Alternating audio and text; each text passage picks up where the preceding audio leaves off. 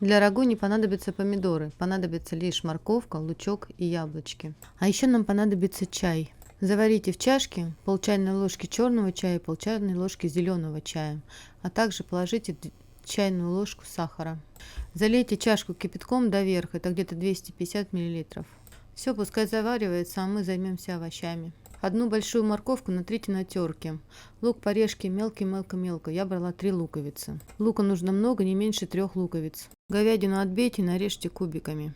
Еще одну морковку нарежьте кружочками и нашинкуйте яблочки маленькими тонкими брусочками. Поставьте сковороду на сильный огонь. Налейте туда оливковое масло и положите кусочек сливочного масла. Дождитесь, пока сковорода разогреется. Начните обжаривать лук. Положите чайную ложку сахара. Припорошите куркумой. Сразу печку не убавляйте, нам не нужен вареный лук, нам нужно его постоянно помешивать, довести до светло-золотистой корочки. В говядину положите десертную ложку кукурузного крахмала и хорошенечко все перемешайте. Пускай она стоит и ждет своей очереди.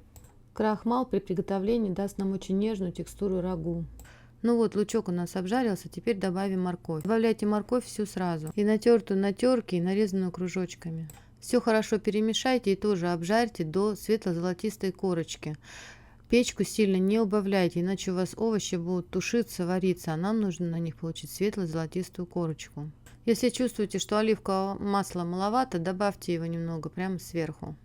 Постоянно мешайте все, потому что огонь достаточно высокий, чтобы у вас ничего не пригорело. Припустите немного морковь и добавьте яблочки.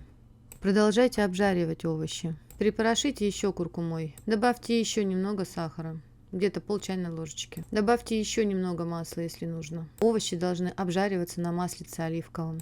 Теперь добавьте мясо. Все хорошенечко перемешайте. Также продолжайте обжаривать, а не тушить и варить. Огонь должен быть достаточно высоким. Добавьте специи к уже обжаренным овощам. Почему их не нужно добавлять сразу? Потому что овощи дадут сок и обжариваться не будут. Я добавляю копченую паприку, чеснок. Есть приправа для шашлыка, она с карри. Но если такой нету, можете в принципе добавить все, что вам нравится, какие вы хотите специи. Но куркума обязательно. Вообще специи добавляйте такие, какие вы сами считаете нужными, если нет тех, которые предлагаю вам я. Все-таки приготовление вторых блюд – это не выпечка, поэтому можно отступать от рецепта. Добавьте пару столовых ложек кисло-сладкого рисового уксуса. Добавьте столовую ложку соевого соуса. И вот теперь настало время чая. Процедите его от заварки и добавьте к нашему рагу. Все хорошо перемешайте. Добавьте воды, если нужно. Вообще поддерживайте воду, чтобы она слегка прикрывала мясо. И готовьте 1 час под крышечкой. Но крышку плотно не закрывайте. Всегда оставляйте зазор. По мере необходимости воды можно будет подлить. Добавьте соли, кто добавляет соль при приготовлении блюд.